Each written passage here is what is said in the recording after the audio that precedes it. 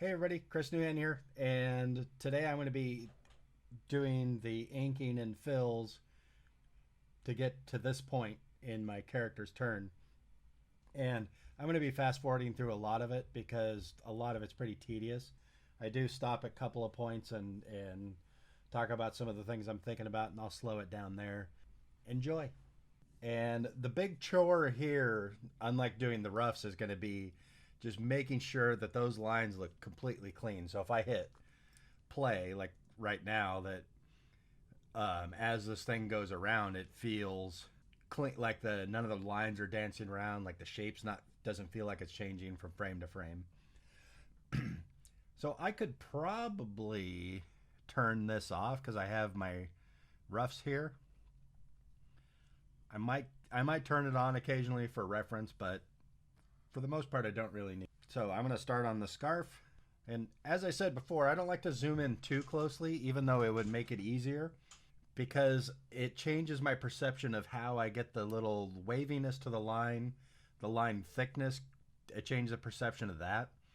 And so I don't like to get too close on a digital paint.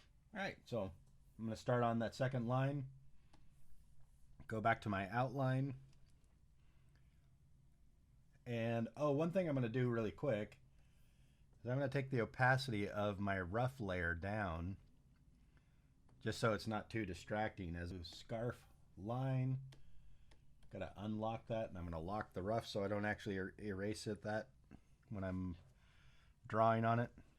So I want to try and get some of this thick and thin, which that looks like I'm getting a little bit of a weird wiggle, which seems to happen sometimes with grease pencil. I get just a line that doesn't, it feels like it's jittering. Oh, I think that's why. My grease pencil is set to surface, and I want it to be on origin and front XY. Remember, I covered this in the previous video that I want to make sure that my drawings are flat, completely flat, not angled in any way to the world. See if that fixes the issue. Seems to. So one thing you'll notice, and sometimes this is distracting for me, but in this case it wasn't, and I'll redo that. When you start drawing a new frame in grease pencil, you'll notice I have the auto key turned on, and that automatically creates a new drawing for that frame. But one thing you'll notice is my other drawing doesn't disappear until I've lifted up from the first line. And one thing I do sometimes, if I just need that drawing gone, I'll just go in here and just make a dot. And then I'll put it somewhere where it doesn't matter, like underneath one of the lines. And that will get that drawing to completely disappear before I start doing the inking. So I'm going to draw this again. So I keep harping on this. I don't want that like mathematical precision line. Like if you look at something like, say, Dexter's Laboratory, it's got a really cool style with these thick lines that are very carefully made. And I don't want that. I want a little bit of an uneven drawing. The most important thing in this process is going to be stepping back and forth and making sure that it feels like a continuation of the drawing on the previous frame. I got my insertion point here where the cloth goes into the knot. I want to make sure I get that. And I want to give this knot a little bit more interest than is there in the rough layer by just giving it like a hint of some unevenness to it. And then this part of the scarf comes out from underneath the other parts. So I'm noticing my drawing shifts quite a bit. It also, my line looks a little bit cleaner. And the thing that I'm noticing is this kind of long straight part and then it cuts in rather than sort of a continuous roundness. Get a little bit more feeling of hand-drawn look.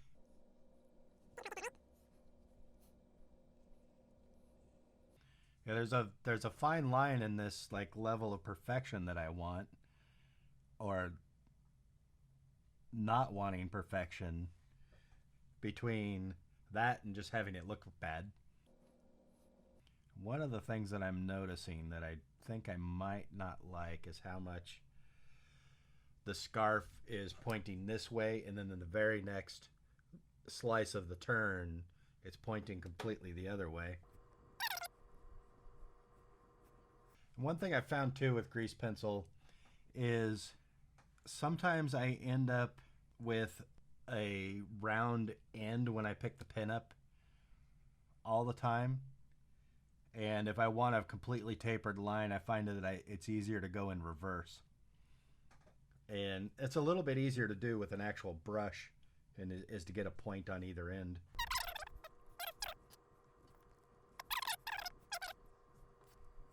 And one of the things that I've found for getting this uneven line style is having uneven speed. Like I'll go a little bit faster at times and slower at times. And it's kind of a weird thing to do because it's sort of like forcing myself to draw weird. I don't know how else to describe it, but it's something I have to practice a little bit. And I haven't been drawing like that much lately. So I feel like I'm a bit out of practice. I think that looks pretty good. Just have to keep going and see how it all looks together. So I did that same thing, just placed a dot to get the drawing from the previous frame to disappear. Again, I'm adding that little dip in the top that sort of feels a bit like a fold. And one thing looking at this, I noticed in my roughs the two lines got farther apart, the two hanging parts. And part of that is because the 3D was very quickly made, and I'm going to have to do some more design work as I do these. Here's a point where I start out gets a little too thin for my taste. So I'm going to undo and press a little bit harder for that initial push. And sometimes what I've heard it called sculpting your line is you're not trying to get that clean line in one pass. You'll do one pass and then you'll just kind of recover that same point and sit there and just build your line to what you want rather than trying to get that initial line to just be perfect. Where I'd heard that in reference to is for cleanup 2D animation, because you're using a pencil and you're trying to replicate the feeling of a brush stroke. And I heard it referred to as sculpting that line. So as I said, I'm going to try and get this line a little bit closer.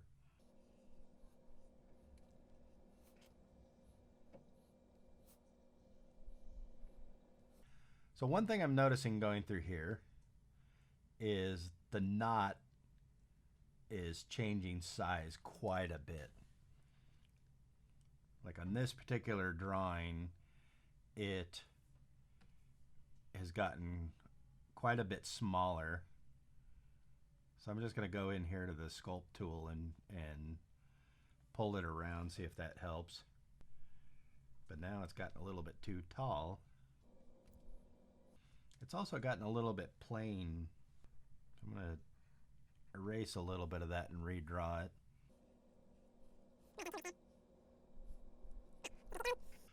But I am noticing, and some of this might be the perspective, that the height of the knot on this frame, and I can hide my 3D reference. It's actually in the reference. It might be the perspective that's making it do that. So one of the things that I used to do when I would draw stuff like this is I would make my lines very fast. And part of the way that of doing this thick and thin is that I forced myself to draw slower. And I think the reason why I would draw fast is because you could get this cleaner line. Like if I draw like that, like I get longer, smooth curves. But since I'm not after that, I don't want to do that. And some of that I got from observing someone like Jake Parker drawing and seeing how they got that look. And I'm not trying to replicate his style. His style's a lot more wavy than mine. But it was just something there that caught my attention. And I guess I'm replicating it to a certain extent, but just not completely.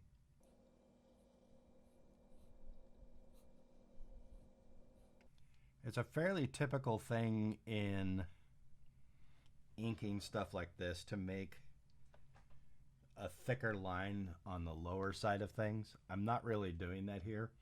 I actually have plans of doing a separate pass of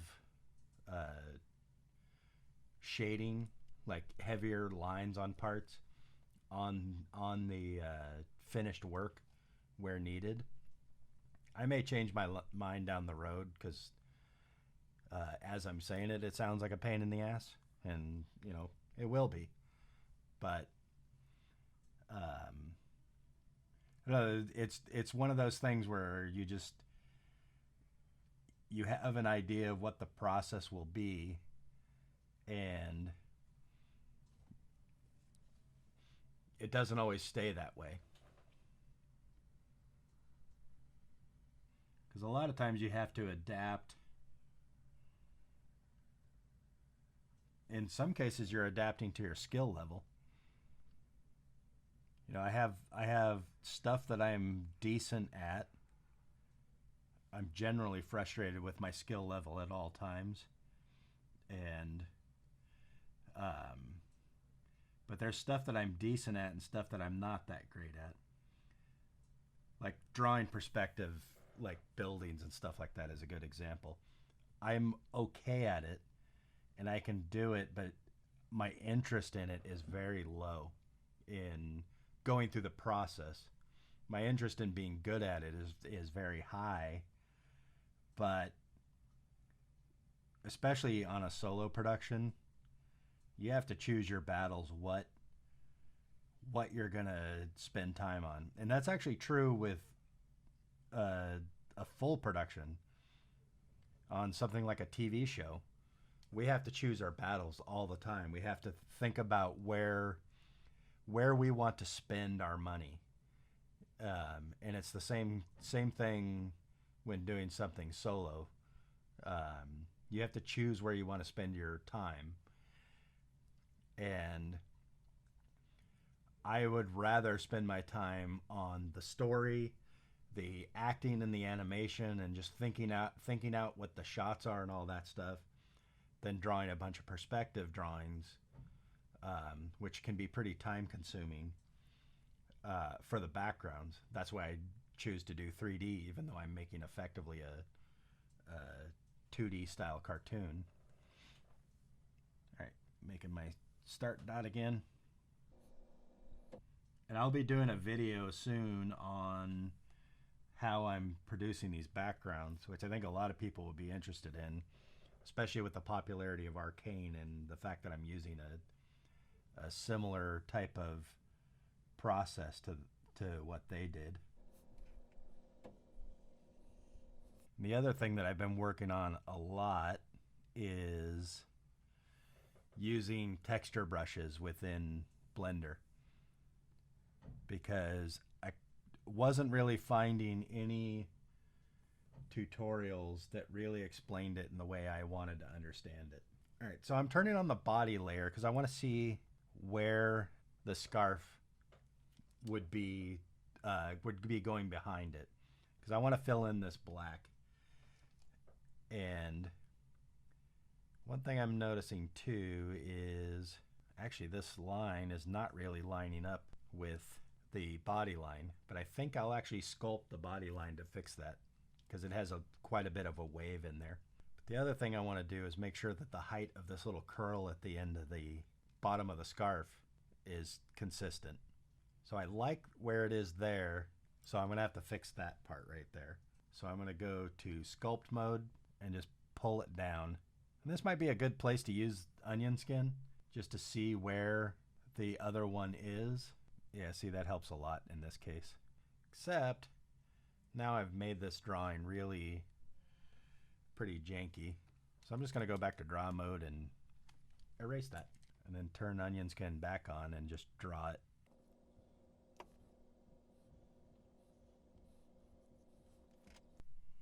And some of this is the perspective. It's kind of what I ran into with a knot. The tip of the scarf is getting lower because we're slightly looking down on the body since my camera was focused more on the face.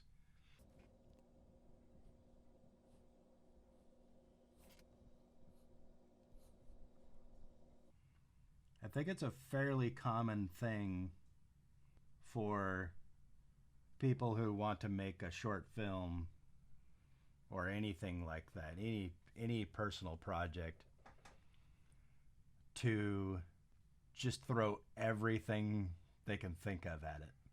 Meaning, like, if you have an idea for a space battle, you're going to put that space battle in there even though you have this whole other battle. And that's a story temptation too that is worth trying to wrangle a bit, is the temptation to just try and do everything in your story. And with a short film in particular, especially as you're learning, that you really concentrate on simplifying the idea. Like right now, and I'm someone with a lot of experience doing this.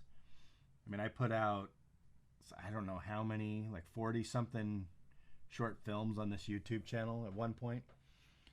And so I'm pretty good at managing what I do, meaning like not letting my ideas go too big. But I have this new, I mean, just about everything about what I'm doing is new to me, as far as the painted background style, these 2D character rigs, all that stuff. And so I really dialed back on what I'm going to do with this first short, because I have a whole pilot script worth of stuff for Factions to make an episode.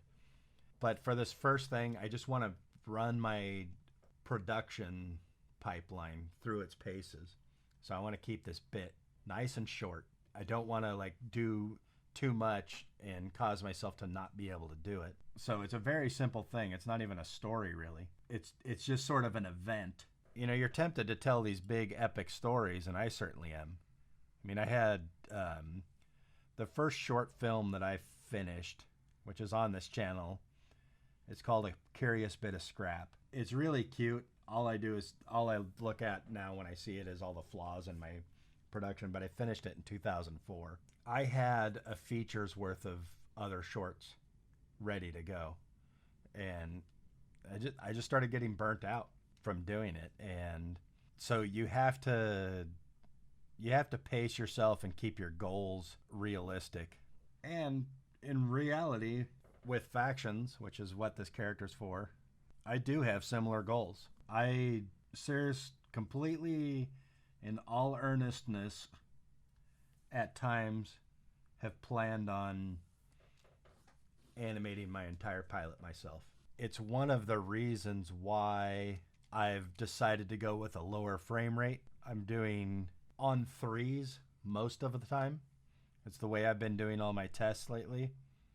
You know, I've been watching a lot of Studio Ghibli, which I had never watched before because I wasn't into anime at all. And I just kind of lumped all that stuff in together. I just observed what seemed to be working for them with this lower frame rate. And I don't think they're always doing it on 3s, which is effectively 8 frames a second. I noticed that a lot of it didn't bother me the way it used to, because I grew up on, you know, like, of the non-Disney cartoons, when I was a kid, the best animated stuff was from back in the golden age was Tom and Jerry. Even though I liked Looney Tunes better in many ways, Tom and Jerry was my favorite animation. And I'm talking about the original, not when they were friends. And I look at what they were doing versus what the anime stuff was doing. And it's not that the anime wasn't inventive. It didn't appeal to me. Because I'd look at the animation and I would be irritated. As I've started watching some of the Ghibli stuff and seeing some other things, looking at it for a different reason, you know, with a different set of eyes that has different interests. And also the main thing just being thinking about how I can manage my time and actually do what I want to do. The result of that is that I'm going to be animating this on 2s and 3s.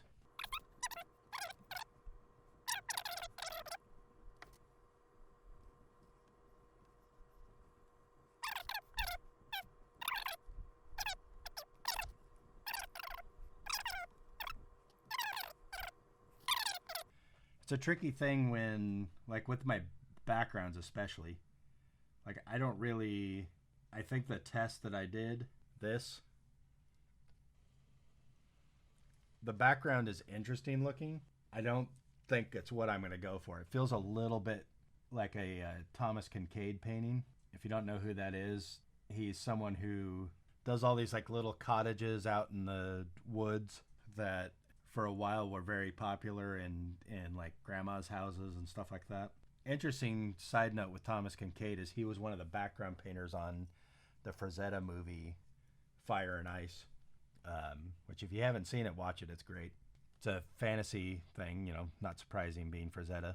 It was done by Ralph Bakshi. All the animation is rotoscoped, which, you know, some people consider cheating, but it's a lot harder than you might first think. And actually the other background painter was James Gurney, who went on to do Dinotopia and has a great YouTube channel doing plein air painting. Forgot where I was going with that story, but anyway. Oh, but yeah, my background paintings, they felt a little bit like too much, or it currently feels too much like a Thomas Kincaid painting. And as I'm looking for what I want to do different, it's very easy to get sort of pulled in different directions. There's a couple of people I follow on Instagram whose background work I love. I'm probably saying his name wrong. Thorsten Hassenkam. His stuff is great.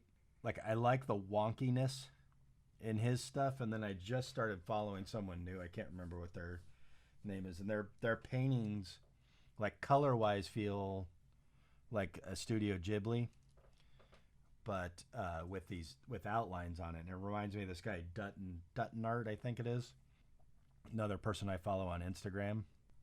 But all of those people, they do a lot of like just drawing of buildings here and there, stuff like that.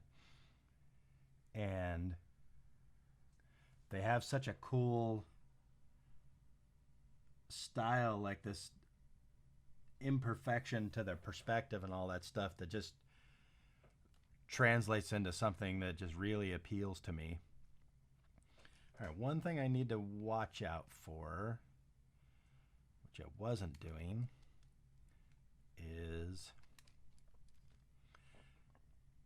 this part of the scarf actually goes in to the knot visibly instead of being behind it like the other side was. But the reason I bring up all that stuff about the background paintings is I like all these different styles, and I end up chasing them a little bit here and there, and some of them translate really well into me drawing them, and other ones are like I can't even get close. Like there's a guy I follow on ArtStation that really has some cool like cyberpunk looking stuff, which is not what I'm going for at all as far as cyberpunk goes. But his style Like I was even taking some of his background paintings and putting my characters on them just to see if that style would work with what I'm doing. And I really like it, but I'm not that great at replicating it. So that becomes a problem. Because if I can't replicate it, what's the point? Noticing that this drawing was shifting too much. So I'm doing a little bit of sculpting work on it. And one of the things that happens occasionally when I'm doing something like what I'm doing right now, is I sort of lose track of the style. Especially since lately I've been so out of practice, I don't get time to draw at all. And then hopefully, as I come around to these other drawings on and these turns have to connect to each other, it still feels like the same person drew it. Like I feel like I'm getting a little bit shaky here. But the other side of some of those things of chasing different styles and all that stuff is it can be paralyzing and keep you from proceeding, which might, in some cases, you might be sort of using that as a way to procrastinate, which is something that plagues me a lot. I mean, I was supposed to do this tutorial 4 days ago, so I definitely know about procrastination.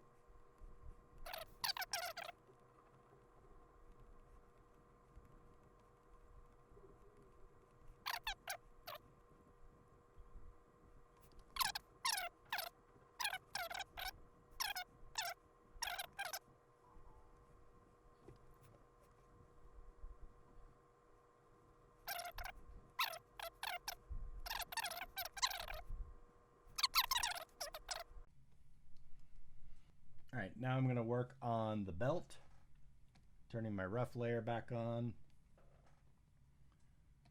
belt line, locking everything else. And actually looking at this belt, I think the drawings are pretty crappy. There will be a lot of sculpting on that oval because I need to have it fit the style, because the temptation obviously would be just use the oval tool and just get it really nice and precise.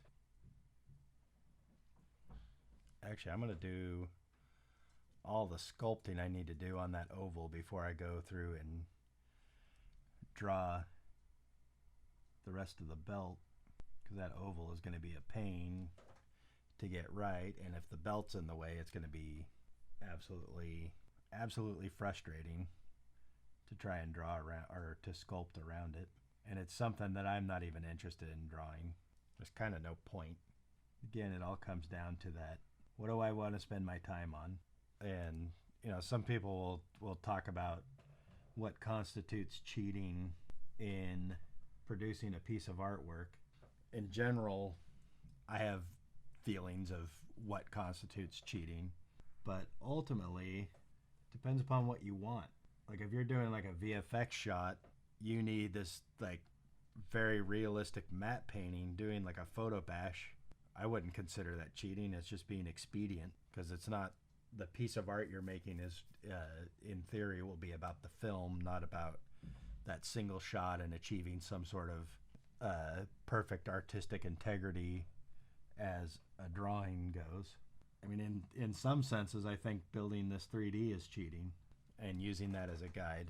I don't have an issue with it. I just like it's something that allows me to avoid getting better at drawing this character in any angle, and I don't really care about that. That's not the point of what I'm trying to do. It's not to be able to draw every single thing perfectly. My goal is to put out stories, and that's going to require a whole lot of work other than this particular task. I think her belt buckle may be too sloppy for my taste. I might actually have to do a little bit more concentrated tracing to get it to look appealing to me.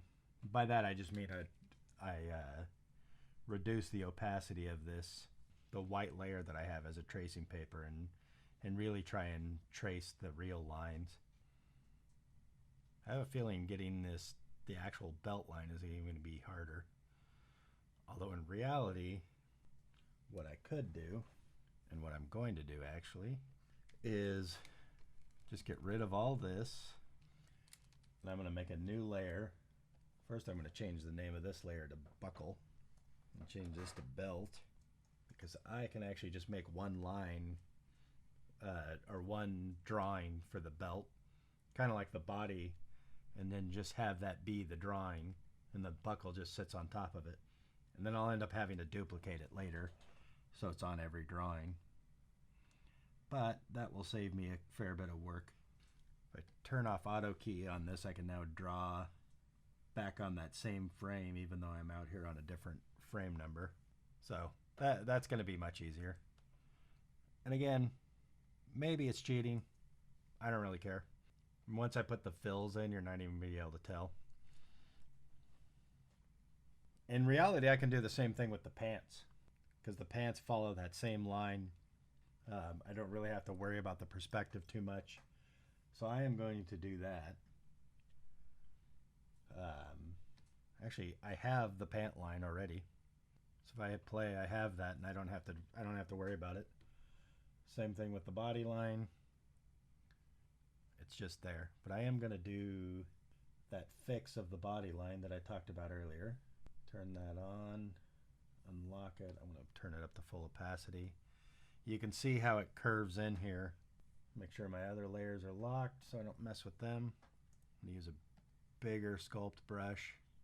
I think this was when I tried to take out the other, there was kind of a bump going the other way. So I think when I fixed that, I unfixed it in a different way. I still have to do the breast, but I've been thinking a lot about how I'm going to do the breast. Because I want them to be able to be animated. Now I could just draw them in the turns and have them in each turn as a static thing, because that's what they'll be most of the time.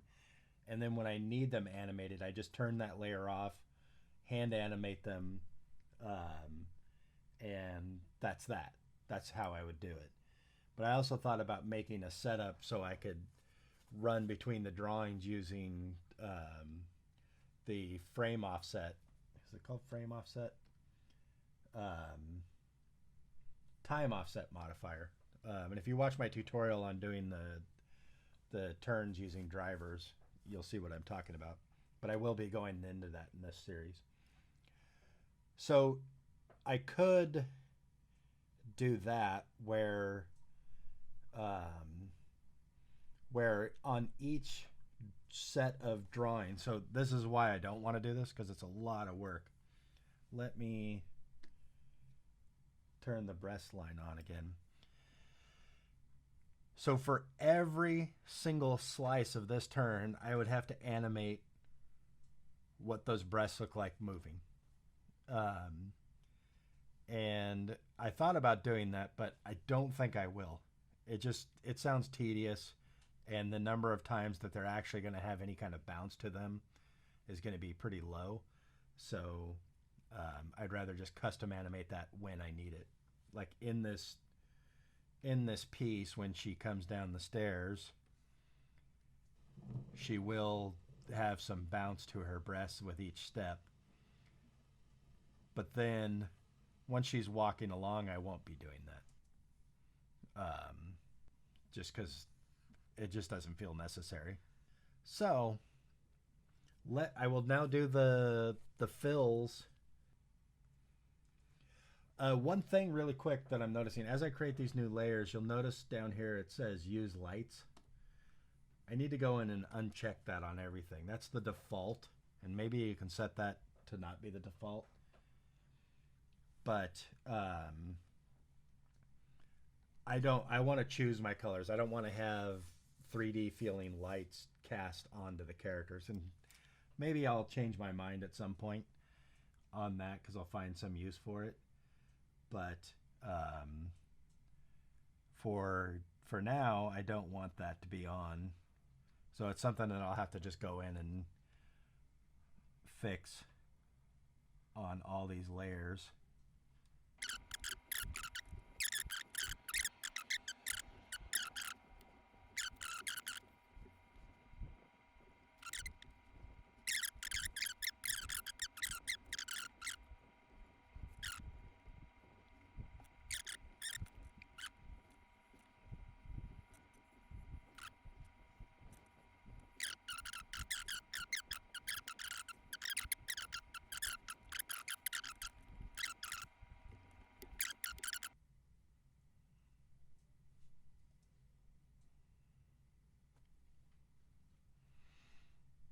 All right, it's working pretty good.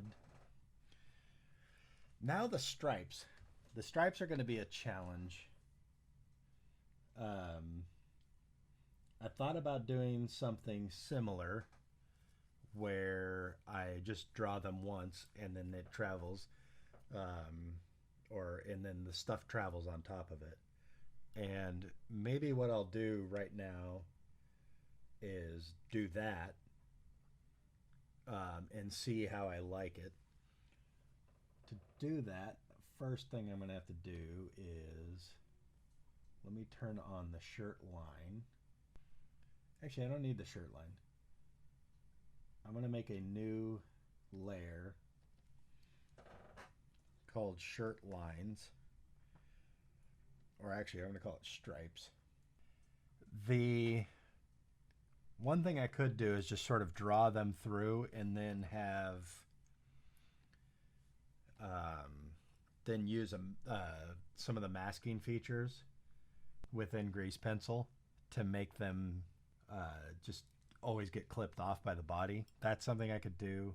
But anyway, I'm just going to try and get this as a first pass. Just do this one set of lines and have it be, noticing my guide ones aren't quite as dense as what's on my initial drawing. So I'm going to turn off her and then just draw these. I'm also going to turn off the scarf, but I do want the shirt line so I know where I'm stopping. So I am going to kind of just draw them through. I'm going to need a new material. I'm going to call this Mad Shirt Lines, or stripes. Call them stripes. And then the color is the same as the belt fill and also the same as the scarf. Currently that's as a fill only, and I need just the stroke part of it. So with this line, I don't know if I'm gonna, it's like if I tried to follow the belt, I'd get more of a sense of the line wrapping around, but I also want these to be less perfect than I'm currently drawing them. So I'm gonna keep drawing these up well past where I need them, because I'll either erase them or, like I said, I can use the shirt fill as a mask so they only show up where the shirt fill is. Let me actually do that. I'll have to go in and draw the shirt fill. I'm going to do that. I don't need the shirt lines. I think I mentioned this earlier.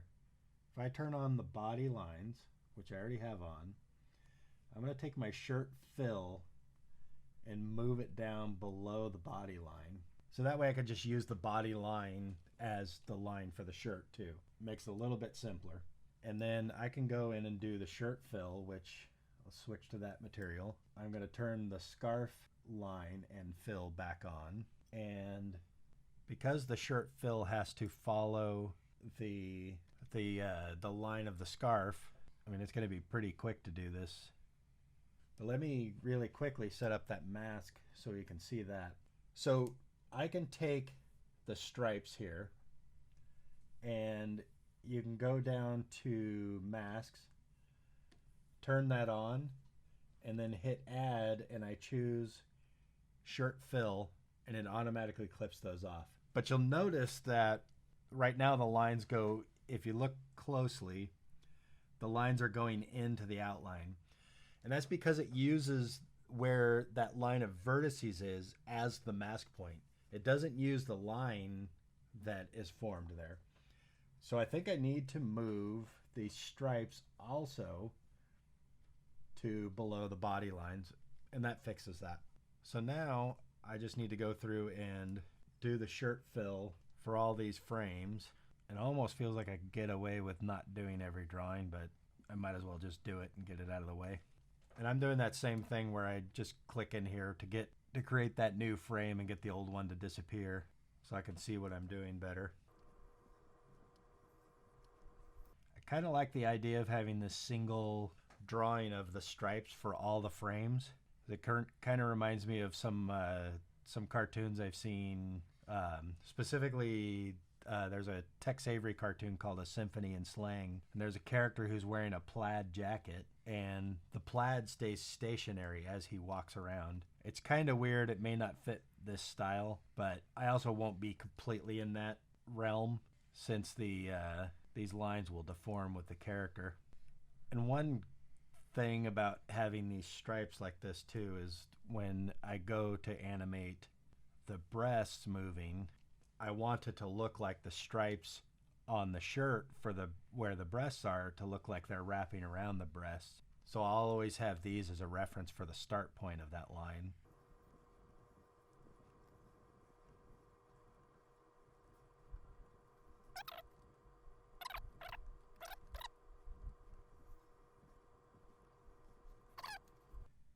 You know, I'm looking at this and I'm going to do the same thing with the pants. I'm going to put the pants fill down below the body line and just have that be a common line. And there was a reason before why I was doing it separate. Oh, it was because I had talked about having the ability to take the clothes off and stuff like that.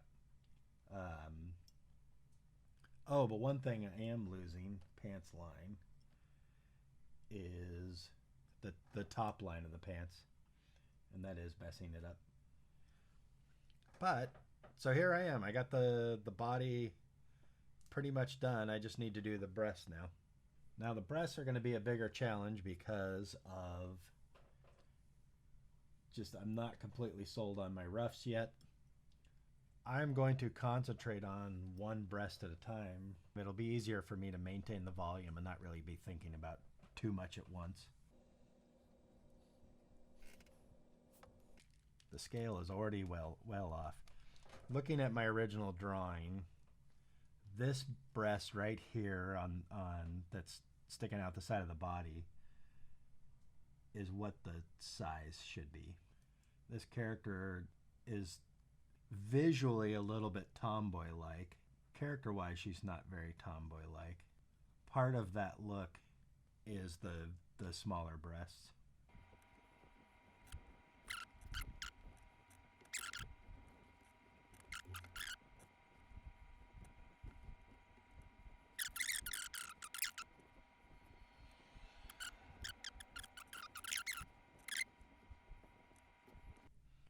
I think this drawing in particular is, right there is where the breast would be most pointing directly at camera. It'll apply when I'm working on the lines, the shirt lines as they go over. For just the outlines, it's not that important. Other than also for the outline, as I talked about in the roughs, of like figuring out where the outline is in relationship to, it's related to the overlap of the surface that it's, or the curvature of the thing and what's around it. So like if the outside line is facing this way, I want more of it visible there. But if it's facing this way, I want more of it visible there. So then as it comes around, I'll start adding more and more of this line and maybe reducing that line. And I talked about that a little bit more in one of the previous videos, if you want to know more. I think it's in the one on the roughing out the turns. The other thing that I have to do here is start introducing that sort of ski slope quality to this line, but I'm noticing that the height of the pointy part was not consistent. It doesn't need to be exact, but in fact it should be a tiny bit lower because of the perspective, and it also should be a tiny bit bigger than the one that's farther away. But I am noticing it's more rounded on the bottom than the other one, but I'll do some sculpting on that probably to get it right. That would have been another argument for doing them on separate layers, since I might have to do some sculpting, and I don't want to have to try and dodge the other one. All right, so I talked about this in the other video, where I have to figure out how I want to treat this line. And if I want, the feeling that the body's coming in front of it, but it's not a complete solid line, just for the appeal of the inking, I might have to do something with the fill, but I also might do what I just did, which is put a little bit of its own line that would sit right on top of the body line. I think I'm going to do that. But on this one, on this particular slice of the drawing, I'm just going to have it be completely obscured by the body. And then I need to get that to disappear.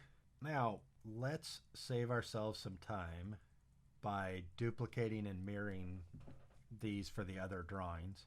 But before I do that, I want to make sure that these drawings are exactly what I want them to be. So let me turn off onion skin because it's getting distracting. I'll turn off the rough layer, and let's actually play it and see if we're seeing any wobbling. Definitely seeing something there. We get that roundness, and then that roundness completely goes away there.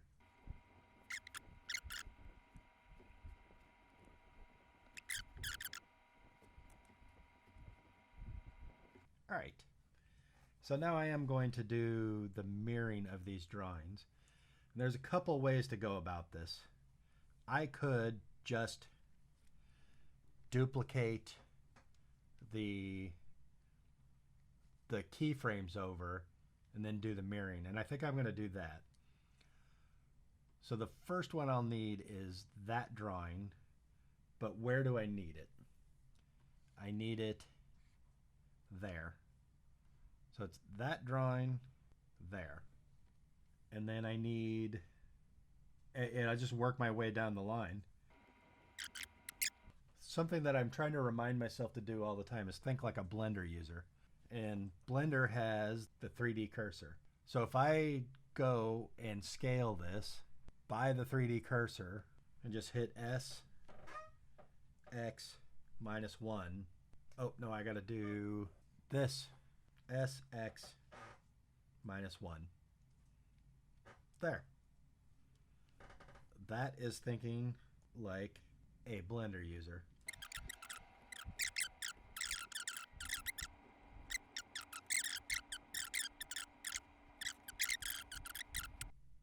There we go. We got those animated for my turns. I just need to do the fill. And the fill in this case is going to require a little bit more thought than the way I did it for other things, because I have the lines to consider and how it looks when it goes around the body. So I'm going to turn the stripes on, which I just noticed are called strips instead of stripes. So let me fix that. So I need to draw the fill for the breasts where I want the line to change direction, if that makes sense. So I can't just go here and just make it arbitrary, because I want to be able to then also draw the line and how it goes up, like if the fabric was stretching over the breast. I'll show you.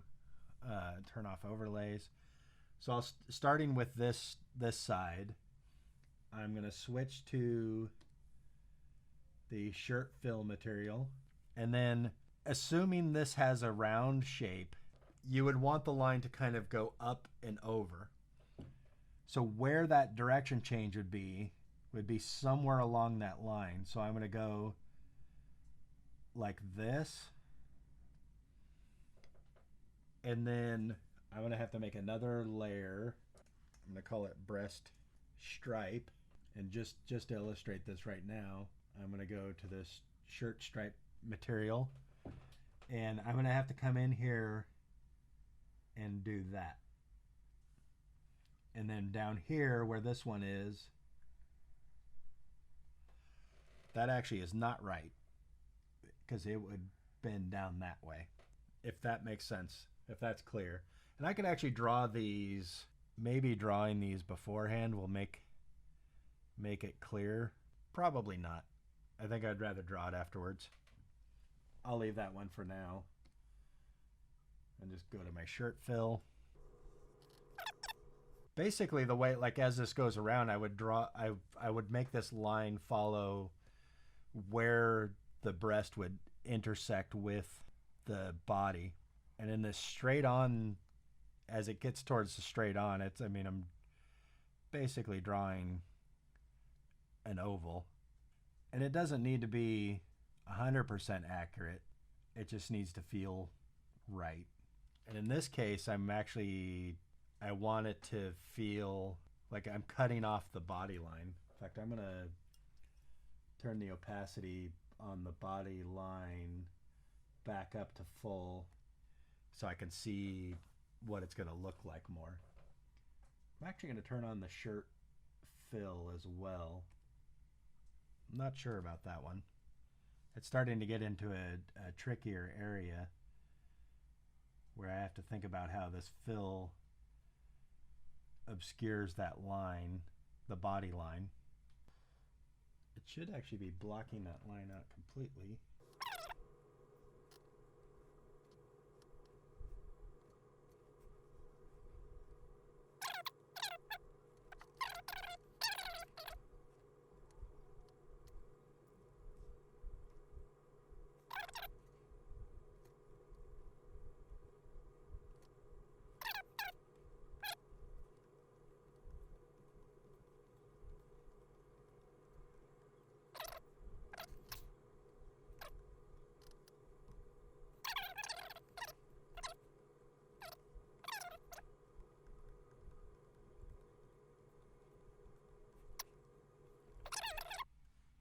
All right.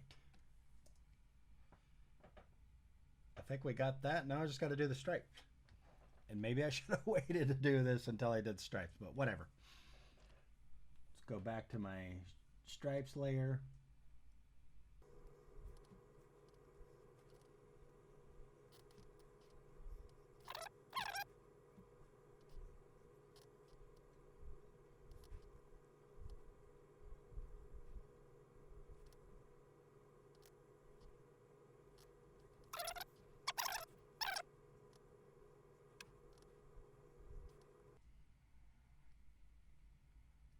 I'll have to be careful as I'm coming around the edge here, around towards the front, to make sure that they line up with where they are on the front side or on the front view.